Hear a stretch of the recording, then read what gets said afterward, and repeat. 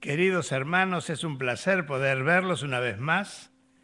Nos alegramos de poder acompañarlos esta mañana. Hay dos cositas que quisiera destacar en primer lugar, y es que como nos habían dicho que era muy difícil conseguir estacionamiento, salimos temprano de casa y efectivamente comprobamos que así era, pero pudimos estacionar el vehículo. Y lo segundo es que por haber tenido tanta precaución para llegar a tiempo, llegamos a tiempo porque fuimos los primeros. Así que estábamos mi esposa y yo, de manera que ha sido un placer poder estar antes para poder saludar a los que pudimos saludar mientras llegaban. Qué felicidad podemos tener al saber que estamos en la casa de Dios y tan luego formando parte de una familia cuyos integrantes se aman, se apoyan, se sostienen en toda necesidad. Hoy para la Iglesia Adventista es un sábado muy especial porque dentro de 2 o 3 horas aproximadamente, cuando se realice a la hora conveniente el culto divino en el lugar donde sesiona el Congreso de la Asociación General en los Estados Unidos, habrá allí hermanos llegados de los más diversos lugares de la tierra. Estimativamente habrá unos 80.000 personas, hermanos que hablan castellano, inglés, francés o portugués, pero también los idiomas y los dialectos más extraños. Y allí estarán formando como una familia, entendiéndose en el gran lenguaje del amor. Y tal vez esta tarde, cuando se realice el tradicional desfile de las naciones, cada uno de los que no son de allí mismo, de Estados Unidos, llevará un atuendo típico, representativo de su país de procedencia. Así que ver esa especie de desfile multicolor, expresando la diversidad de procedencia de los miembros de la Iglesia, y el saber que estamos juntos en Cristo, más allá de las diferencias que pueda haber de cultura, de cualquier otra índole, nos hace pensar que realmente para todo hijo de Dios es un privilegio, una oportunidad, una bendición pertenecer así a una familia que, por supuesto, como en todas las familias, hay defectos, hay errores, hay carencias, pero que podemos superar todo eso por vía de la comprensión. Igualmente bien sabemos que a pesar de que esta iglesia pueda ser débil en un sentido, minoritaria ciertamente, es de todos modos el objeto sobre el cual el Señor deposita su mayor consideración, porque efectivamente, ¿qué otra cosa mejor y más valiosa podría tener el Señor en la tierra que su propia iglesia? Los hijos por los cuales Jesús vino al mundo, derramó su vida para salvarnos. Así que por ese solo hecho, mientras conservamos como buenos cristianos un gran sentido de humildad, no podría ser de otra manera, sintámonos profundamente privilegiados al saber que pertenecemos a un grupo que ama al Señor, que vive con un sentido de humildad. Y precisamente la primera parte de nuestro mensaje esta mañana tiene que ver con que la iglesia es eso, es una familia. Y por lo tanto podemos ver de qué modo la propia Escritura respalda este concepto. En otras palabras, no se trata de una idea nuestra meramente humana o que nos gusta utilizarla, sino que la propia Escritura se refiere a este concepto cuando en la epístola a los Efesios dice el apóstol San Pablo lo siguiente, 2:19, Efesios 2:19, y allí leemos lo siguiente.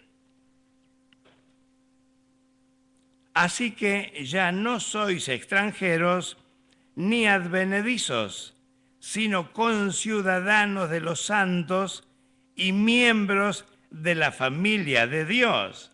Así que más que tratarse de una especie de colectividad religiosa o de comunidad o un grupo de gente que por una razón de afinidad espiritual se ha dado cita en el templo hoy o forma esto que llamamos iglesia, digo más que eso, es la posibilidad de tener conciencia de que formamos parte de una familia que idealmente debe ser unida, acerca de la cual Jesús expresó esa hermosa oración de San Juan 17, pidiéndole al Padre que sus hijos fuesen uno, fuesen unidos, así como Él, Jesús, era uno con el Padre. La unidad es básica dentro de cualquier familia. Como resultado de ese sentido de unión viene en un aspecto todo lo demás. Por ejemplo, podemos leer algo tan hermoso que debería ser propiedad constante de esta familia del Señor. Lo leemos en Colosenses, capítulo 3. Allí en el capítulo 3 leemos estas palabras. Colosenses 3 se habla de estas cualidades tan hermosas que debería tener todo miembro de la familia y la familia en su totalidad.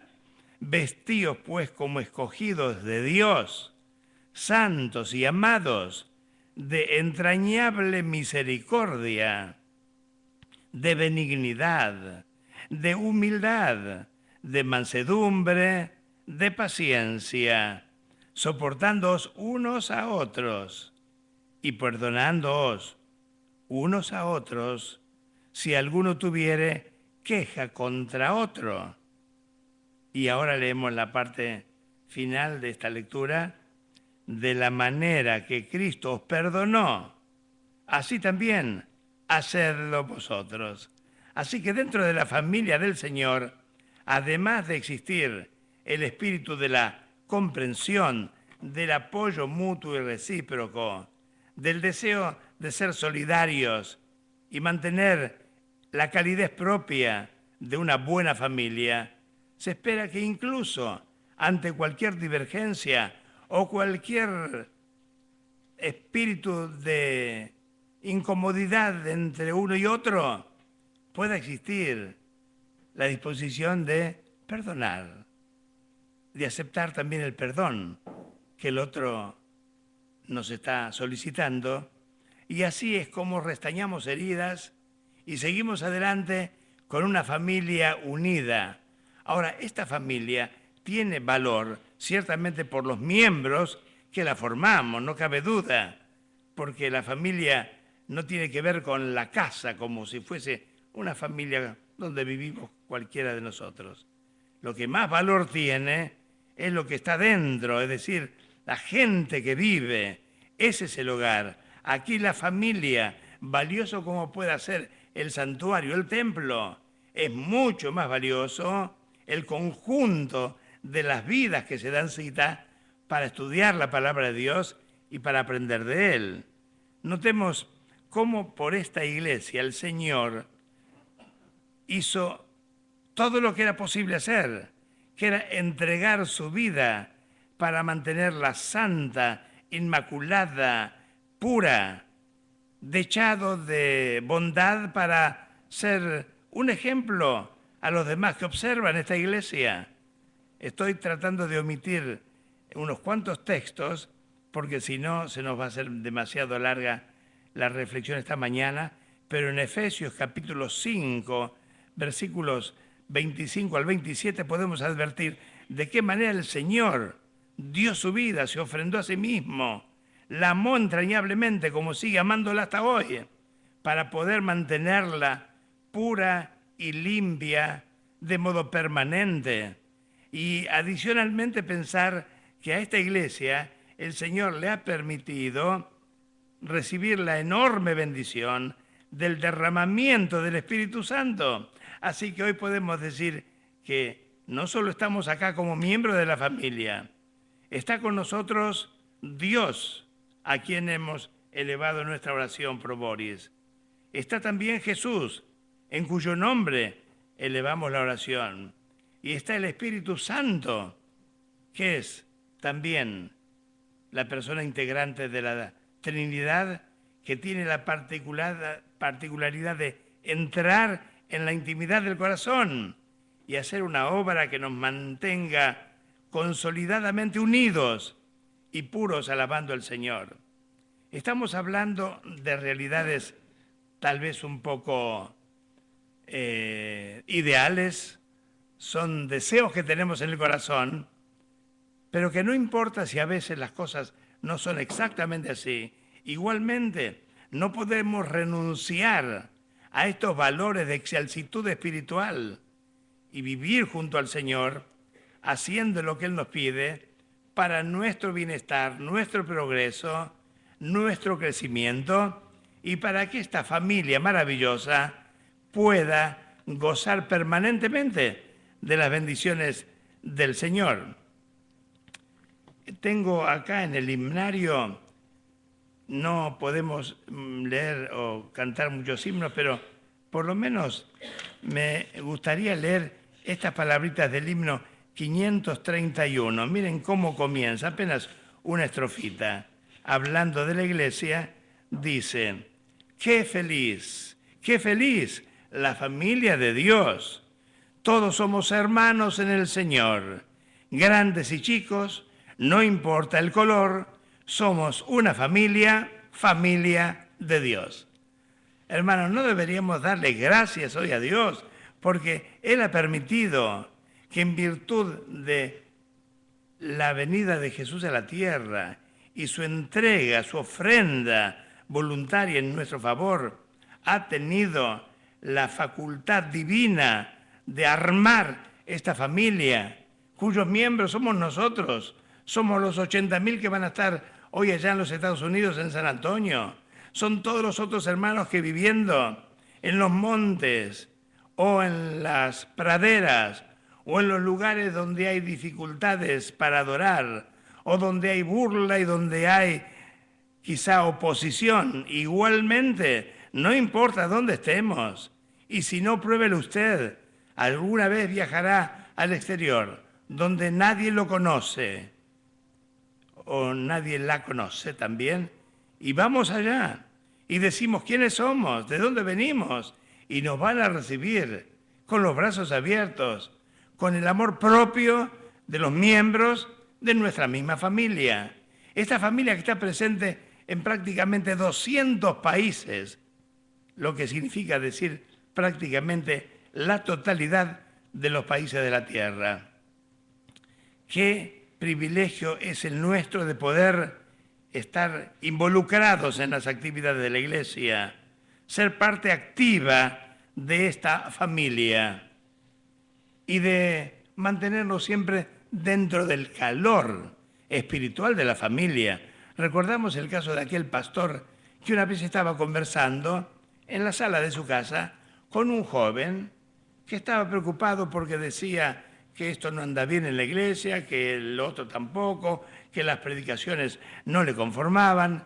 Entonces, mientras el pastor estaba escuchándolo con todo interés, tomó algunos pedazos de madera y los colocó en el hogar, en la estufa que estaba encendida.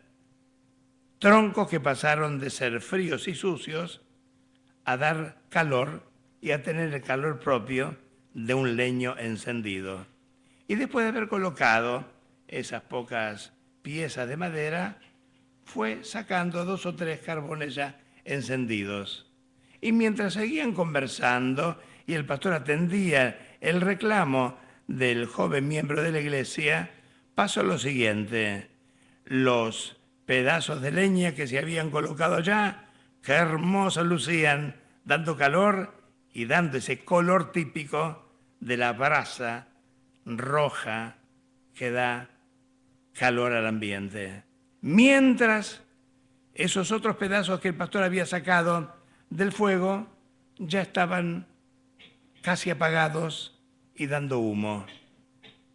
Lección, moraleja, es que si a pesar de cualquier defecto que haya en la iglesia, nos mantenemos dentro de ella, seremos beneficiados con el fuego que haya dentro de la grey. Y nosotros contribuiremos a mantener y aumentar ese fuego. En tanto que si por tener la capacidad de ver los defectos humanos, que siempre los hay, nos alejamos un poquitín, perdemos de recibir el calor fraternal de los buenos hijos de Dios. Si acá entre los amigos hubiera una visita que tal vez viene por primera vez a este templo o que no suele venir habitualmente, quiero decirle, y espero no equivocarme, que acá en este templo va a encontrar siempre usted, señor o señora, una familia unida que ama al Señor y que por lo tanto se goza recibiéndolo o recibiéndola como visita hoy y todas las veces que usted quiera acompañarnos, porque queremos que todo el mundo se sienta cómodo, a gusto, feliz, dando alabanzas al Señor, porque alguien que vino de cualquier procedencia ha encontrado acá una familia que le brinda calor, amor, fe y también un sentido diferente a la vida.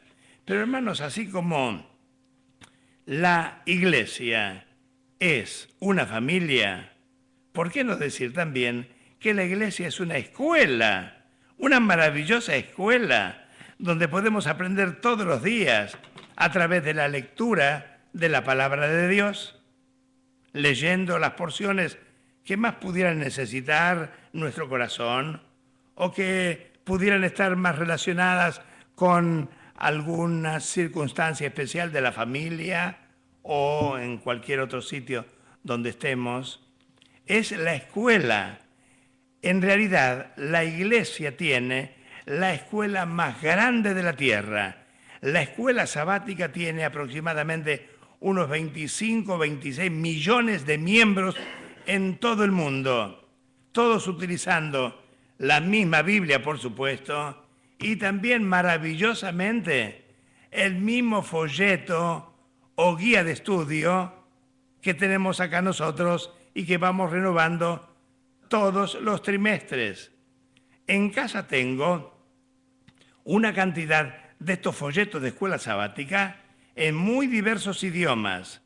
Corresponde ese folleto al último trimestre del siglo pasado, de 1999, que yo tuve el gusto de redactar y por lo tanto hemos escrito a todas las casas editoras que cuando ese folleto estuviera terminado, ya editado, tuvieran la gentileza de mandarnos un ejemplar.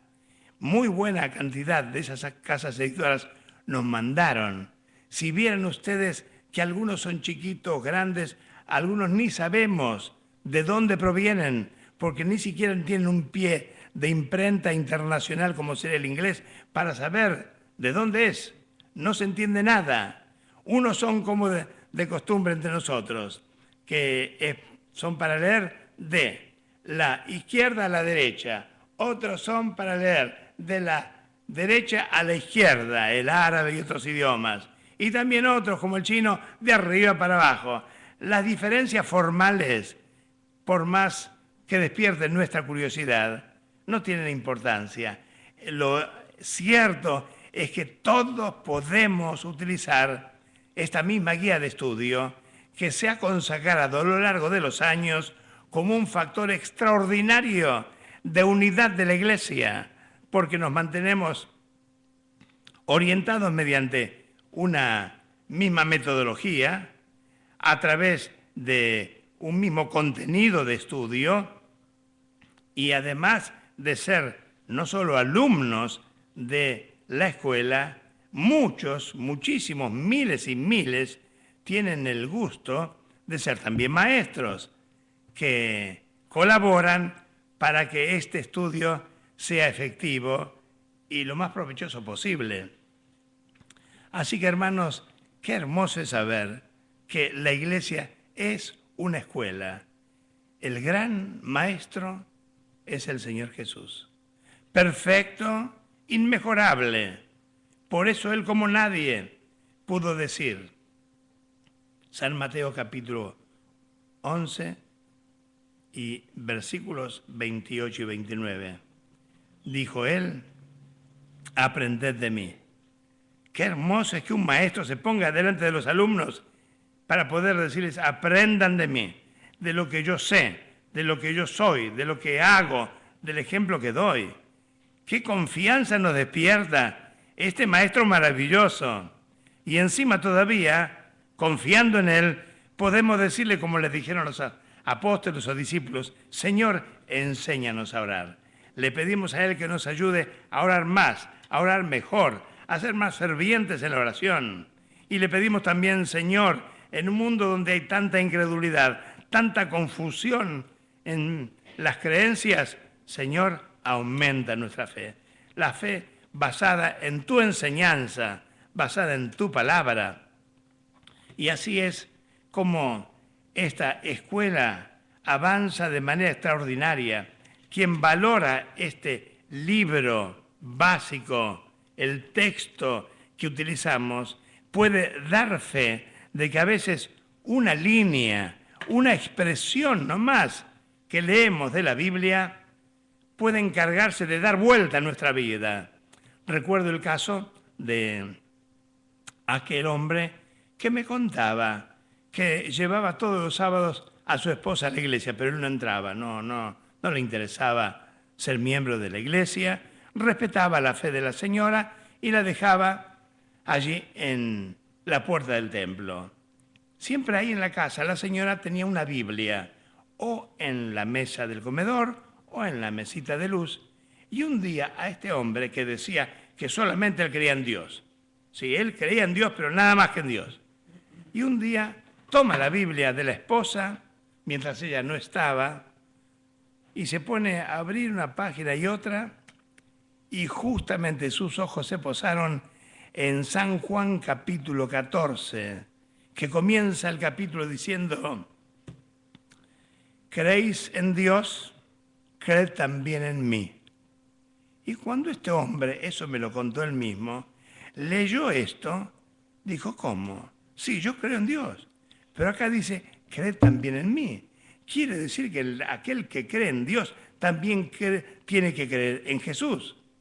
Y eso, mire, tan simple como está acá en la Biblia, me dejó una especie de huella tan profunda que a partir de ese momento me puse a estudiar más la Biblia y comprendí que efectivamente creer meramente en un Dios universal, como una influencia, no más, o algo impersonal, no era ni por lejos suficiente para vivir con felicidad y esperanza. Así que hoy ese hermano es un miembro destacado de la iglesia, oficial anciano de una de las iglesias del Gran Buenos Aires. Las cosas que hace Dios a través de su palabra, mediante esto que llamamos la escuela de la iglesia, donde con amor estudiamos esta bendita palabra, que no es palabra de hombre, sino palabra de Dios, por supuesto. ¿Cómo sería si pensáramos en que la vida de un ser humano normal siempre tiene que estar en evolución, en crecimiento? Crecemos desde el punto de vista físico, alcanzamos ya nuestra estatura de crucero normal y ahí seguimos. Pero desde el punto de vista espiritual podemos seguir creciendo, avanzando, y eso lo logramos a través de lo que la escuela de la iglesia nos brinda. Por eso cuando abrimos las epístolas de Pedro, nos damos cuenta de cómo él puso énfasis en la necesidad de crecer. Dijo él, poniendo diligencia en esto mismo, poned o añadid a vuestra fe virtud y a la virtud otros principios y virtudes que muestran la necesidad de que el cristiano se sienta a gusto dentro de esta escuela porque nota que va avanzando, va mejorando cada día. Y la segunda epístola de San Pedro, capítulo 3, versículo 18, habla de la necesidad de ir creciendo. El último deseo expresado por el apóstol fue crecer hermanos, creced en la gracia de nuestro Señor Jesucristo. ¿Cómo alguien puede aprender? ¿Cómo puede crecer si no está inmerso dentro de esta escuela? Si no tiene incluso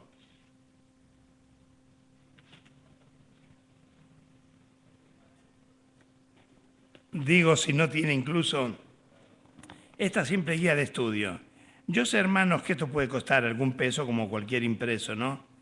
Pero puedo asegurarles que quien adquiere cada 3 meses el folleto de la escuela sabática no solo tiene una guía para estudiar de modo sistemático y correcto la Biblia, sino que además eso le produce crecimiento, conocimiento de la Escritura, y al cabo de los años, curiosamente, si usted va guardando estos materiales, puede llegar a tener algo así como una colección de guías de estudio que le permitirán en cualquier momento consultar ese material para repasarlo, para afianzarse en el conocimiento adquirido. Hermanos, cuán agradecidos deberíamos sentirnos porque esta iglesia amada es una escuela, incluso una escuela donde aprendemos a enseñar a otros. ¿Se acuerdan cómo termina el Evangelio de San Mateo? Después de decir que los discípulos tenían que ir hasta lo último de la tierra, dijo el Señor, enseñándoles que guarden estas cosas. Así que la consigna es que cada cristiano, siendo un buen alumno de la escuela de la iglesia, habiendo aprendido los elementos básicos de la fe, que tenga el privilegio de poder compartir eso, es decir, enseñarlo a otros para que reciban igual bendición. Y quiero decir asimismo, hermanos, que la iglesia, además de ser una familia y una escuela, es también un hospital. No quiero incomodar a nadie, pero es así, hermanos. La iglesia del Señor es un hospital cuyos miembros, todos por igual, somos personas enfermas del alma. Unos más, otros menos.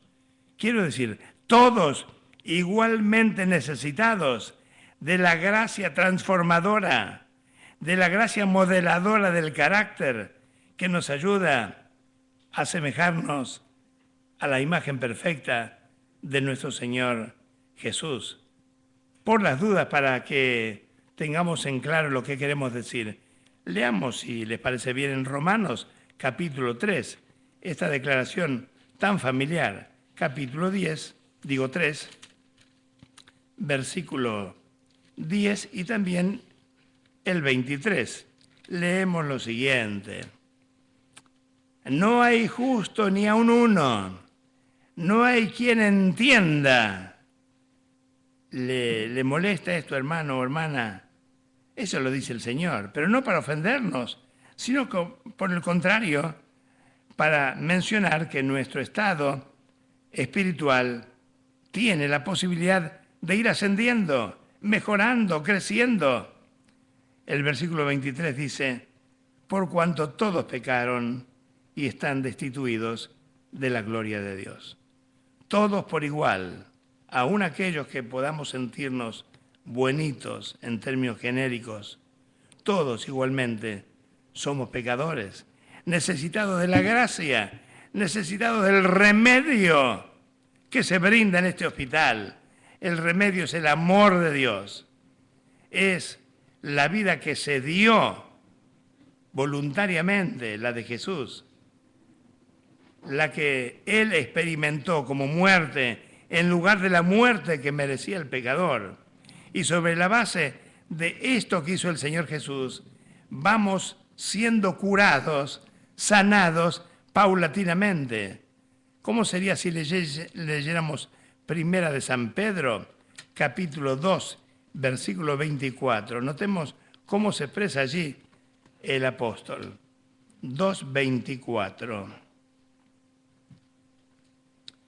Hablando de Jesús, dice, quien llevó él mismo nuestros pecados en su cuerpo sobre el madero, para que nosotros, estando muertos a los pecados, vivamos a la justicia.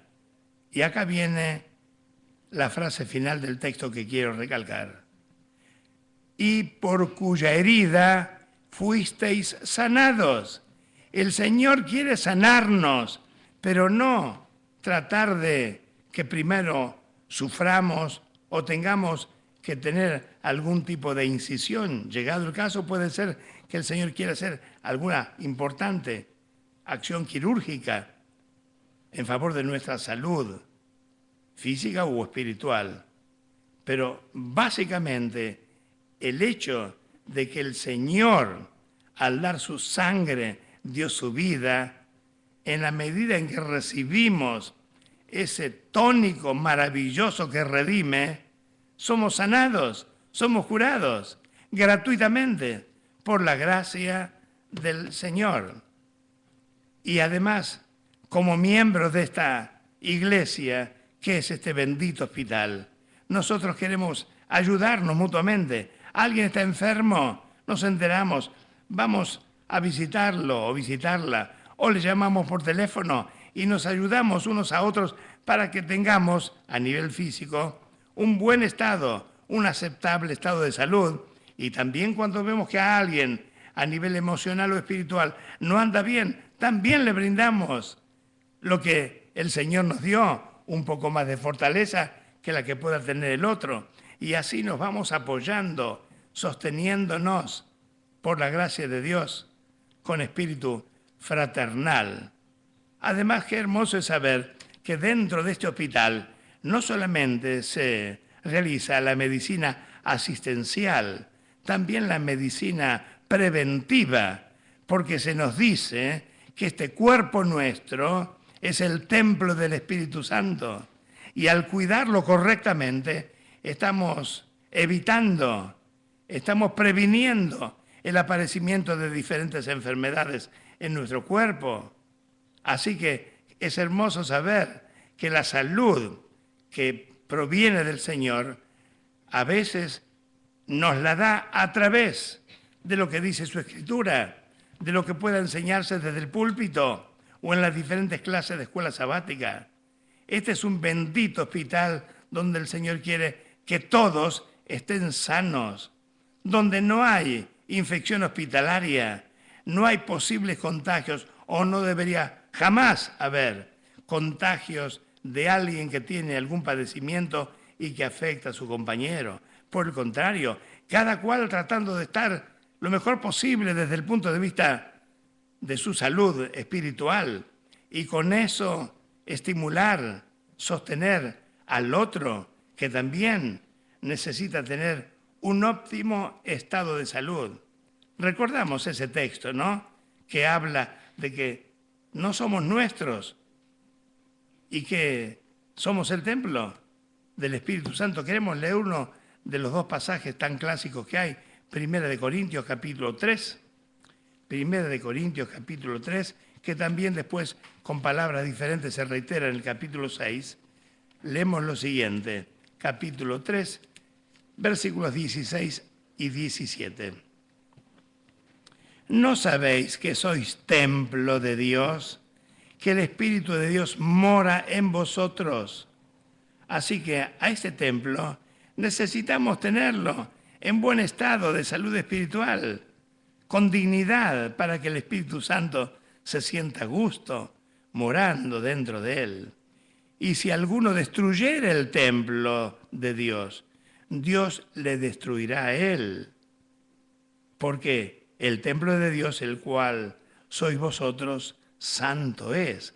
Así que es santo el libro de Dios, es santo el templo de Dios, es santo también el cuerpo nuestro, donde el Señor quiere encontrar también un templo, no para estar una vez, 2 o 3 veces por semana, sino para estar permanentemente dentro de este modesto templo que somos cada uno de nosotros. Y en ese templo el Señor quiere mantener un óptimo estado de salud emocional.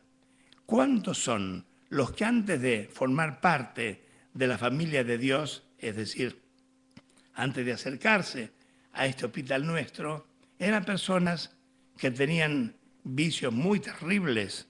¿A cuántos hemos conocido?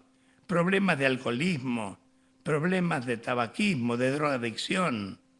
Pero ni bien se acercaron al hospital, aprendieron a vivir mejor, comprendiendo que aquí hay un templo donde quiere morar el Espíritu Santo. Pero además también, si pensamos desde un punto de vista de las enfermedades emocionales, ¿cuánta gente ha atenuado sus males si no los ha curado por completo al entrar a este hospital? Personas irritables, inmaduras, tal vez intranquilas, angustiadas, estresadas, personas que no tenían dominio propio sobre su propia vida, pero que a medida que fueron entrando en la onda curativa de este hospital, recibieron tanto beneficio que ahora son personas nuevas.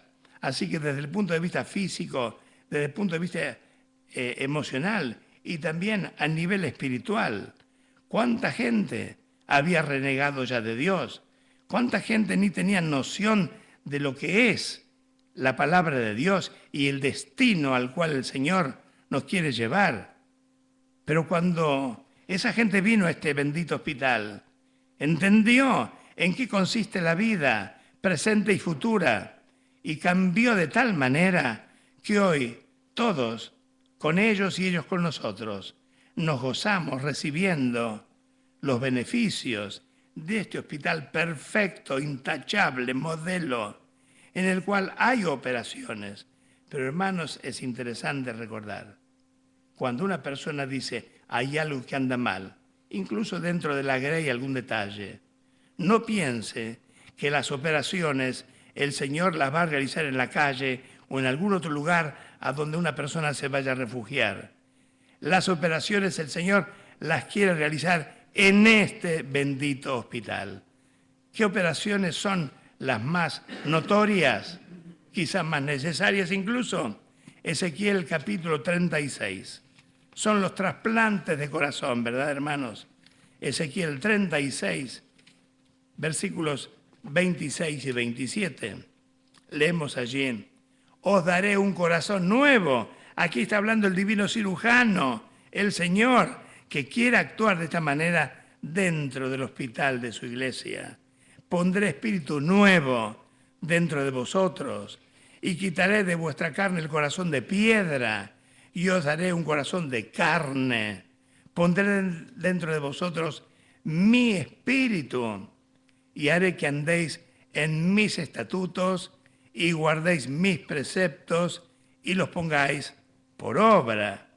¿Quién, como si se tratara de un estudio psicológico o un consultorio psicológico, quién a través de su propia voluntad, quién mediante los libros de autoayuda podría lograr estos cambios espectaculares que son auténticos milagros de Dios cuando se produce el cambio del corazón de una persona que antes estaba entregada a cualquier clase de desarreglo, reitero, físico, emocional, espiritual?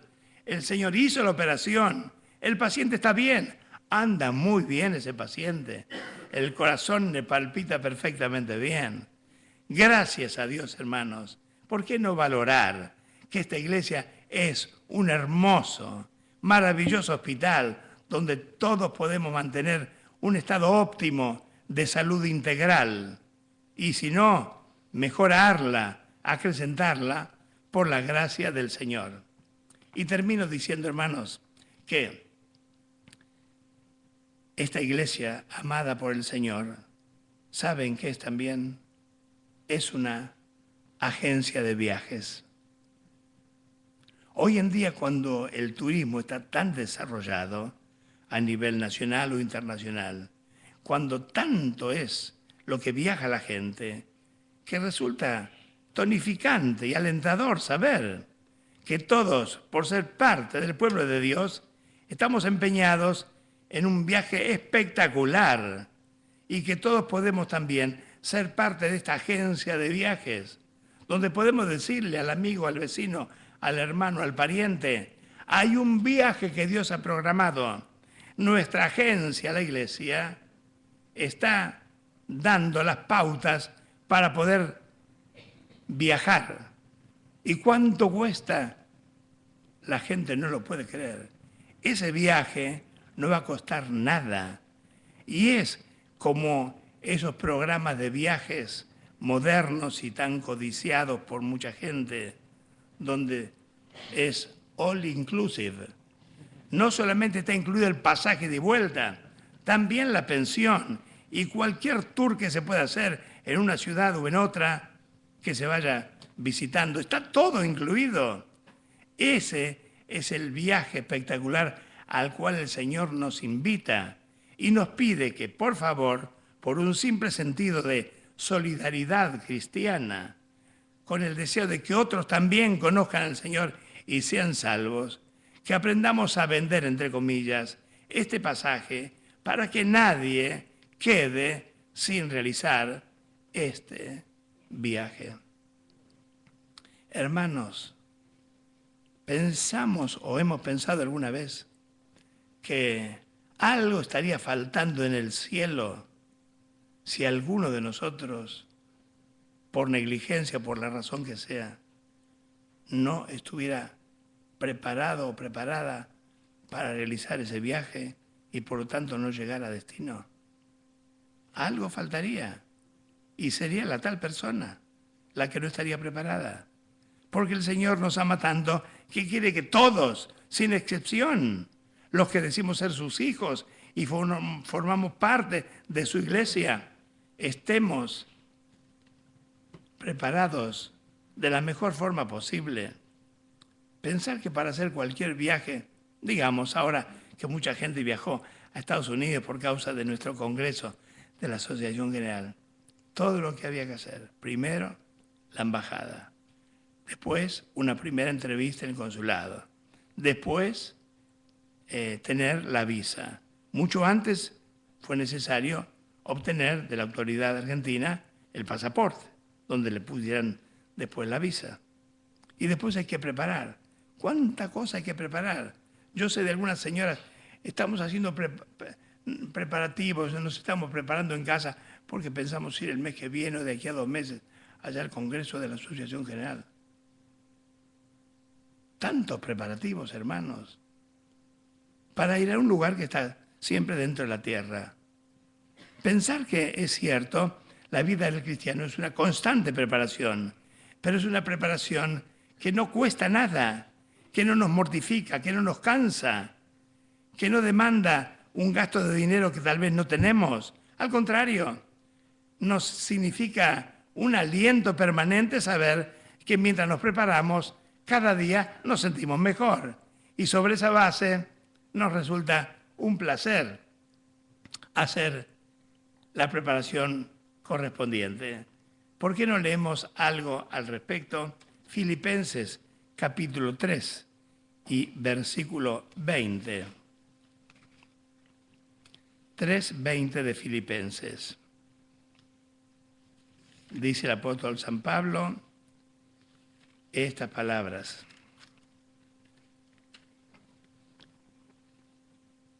Mas vuestra o nuestra ciudadanía está en los cielos, de donde también esperamos al Salvador, al Señor Jesucristo. Así que, hermanos, si nuestra ciudadanía, si nuestro destino, si nuestra patria final, última y eterna está en los cielos, no podríamos poner esto como una especie de inquietud secundaria y dejar que otras cosas realmente secundarias tomen el lugar de esto elemental e indispensable para hacer el viaje al cual nos referimos. Y junto con este texto, ¿por qué no recordar lo de San Juan capítulo 14, donde el Señor nos dice, vendré otra vez y os tomaré conmigo para que donde yo estoy, vosotros también estéis? Así que el Señor quiere definidamente, Él está preparando el viaje para venir a la tierra, a fin de tomarnos a todos para volver o ir al cielo. Al respecto, justamente Es lo que nos dice San Pablo en Primera de Tesalonicenses, capítulo 4, versículo 17. Pensar que este texto lo solemos leer o presentar con tanta frecuencia en las ocasiones cuando un hermano nuestro parte de este mundo, para inspirar confianza y para brindar consuelo. Pero en este caso es para que entendamos en qué consiste ese viaje espectacular. 4:17 de Primera de Tesalonicenses. Luego nosotros, los que vivimos, eso va a pasar cuando venga Jesús en su segunda venida, los que hayamos quedado, tal vez todos nosotros, seremos arrebatados juntamente con ellos en las nubes. ¿Quiénes son ellos? Aquellos a los cuales el Señor resucitó. Con ellos en las nubes para recibir al Señor en el aire.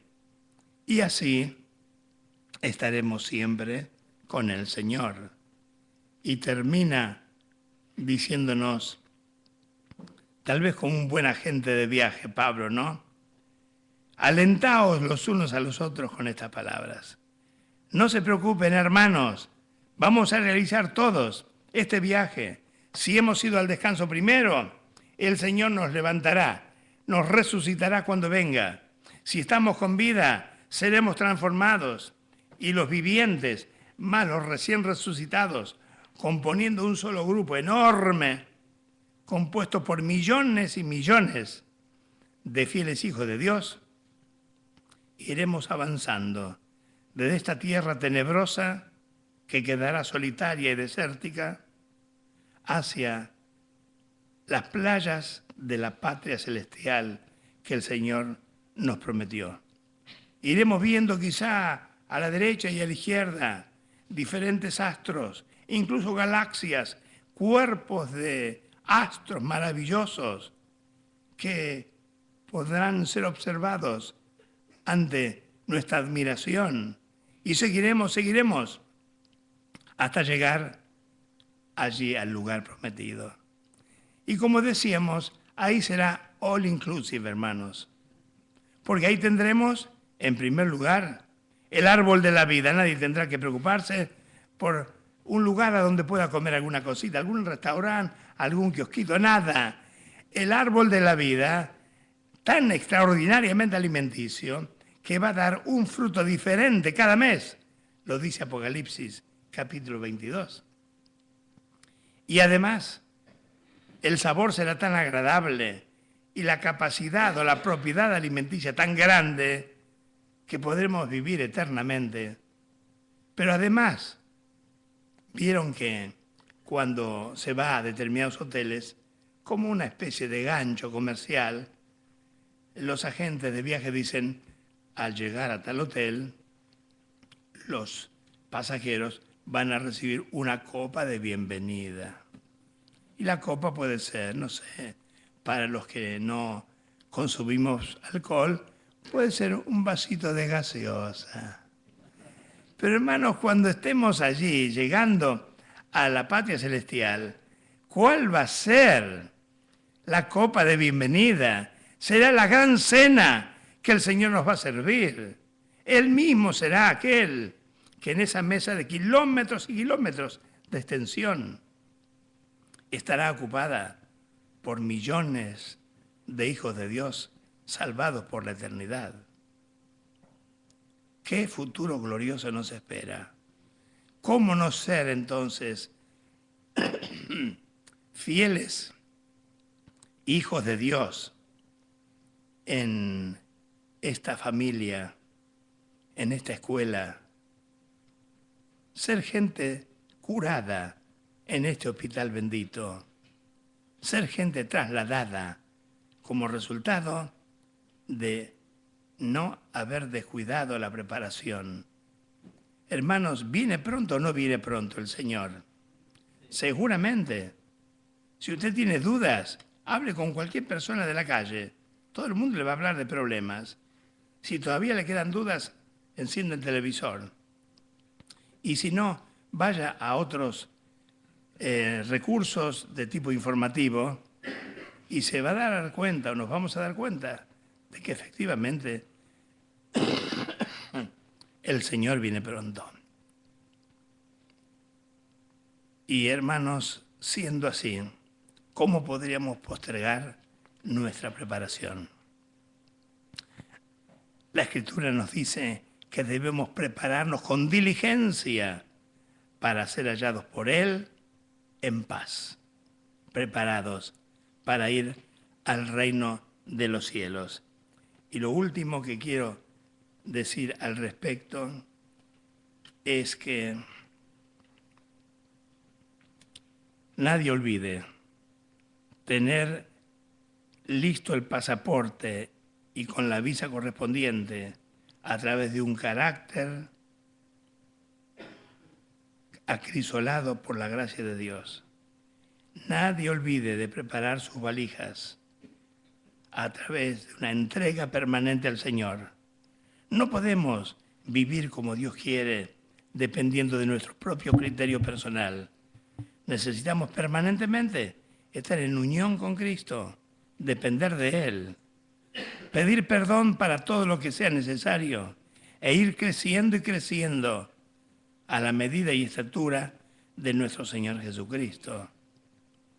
Esta mañana, hermanos, sinceramente le doy gracias desde lo más profundo del corazón, porque esta iglesia, además de ser muchísimo más de lo que dijimos en pocos minutos esta mañana, es el lugar donde el Señor está presente y donde el Señor quiere derramar la gracia de su Espíritu Santo.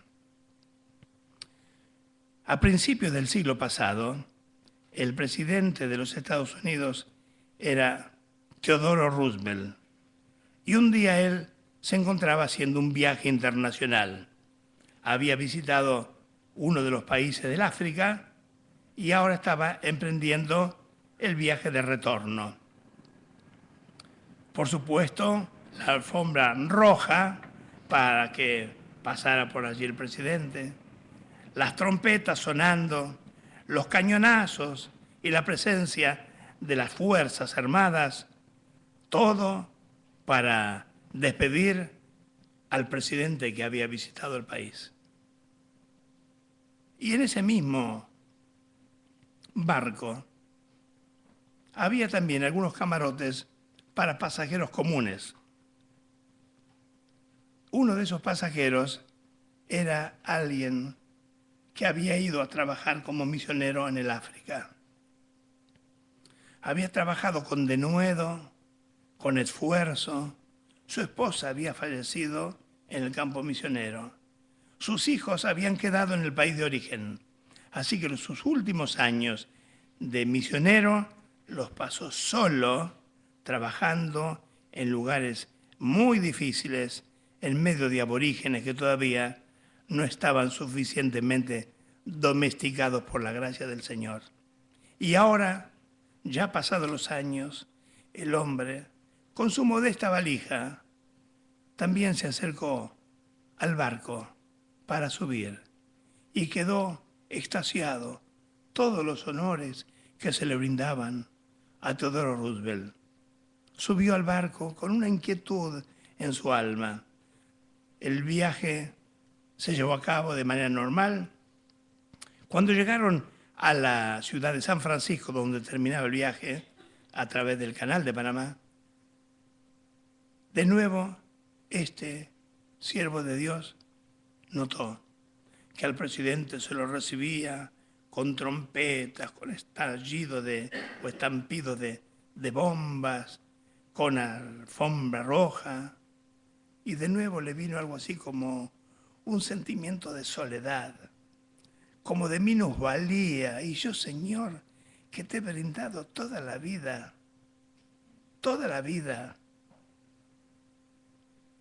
tengo que ver cómo otros son tratados así, con tanta pompa, tanto ruido, tanta compañía, yo solito con mi alma. Tomó la valija, bajó del avión, del barco, y se fue a un pequeño hotel para pasar la noche. Mientras estaba en el hotel, este hombre de Dios, y antes de acostarse, se arrodilló y oró al Señor. Señor, yo te he dado todo lo que tenía, pero no he tenido nadie que me despidiera, nadie que me recibiera, nadie que me dijera gracias por los servicios prestados. Y mientras este hombre, con emoción y con lágrimas, hablaba así con Dios, sintió como que una mano se posaba sobre su hombro y le decía: hijo mío, ya pronto llegarás, ya pronto también tendrás todo lo que hoy no has tenido. Pronto vas a llegar a casa. Y así se consoló y se durmió aquel hombre de Dios. Hermanos, puede ser que cuando veamos las pompas y las glorias de este mundo, digamos, ¿y nosotros a qué iglesia pertenecemos? Una iglesia chiquita, usted dice, iglesia adventista, tal vez más de 4 ni saben que existe. Pero eso no tiene nada que ver. El Señor nos pone la mano sobre nuestro hombro y nos dice: no importa que te honren o te deshonren, no importa si te conocen o no te conocen, no importa si te sientes a veces abatido o abatida, tú eres mi hijo, tú eres mi hija, pronto estarás conmigo en el cielo. Simplemente prepárate para estar conmigo. ¿Nos estaremos preparando, hermanos? Amén. Amén.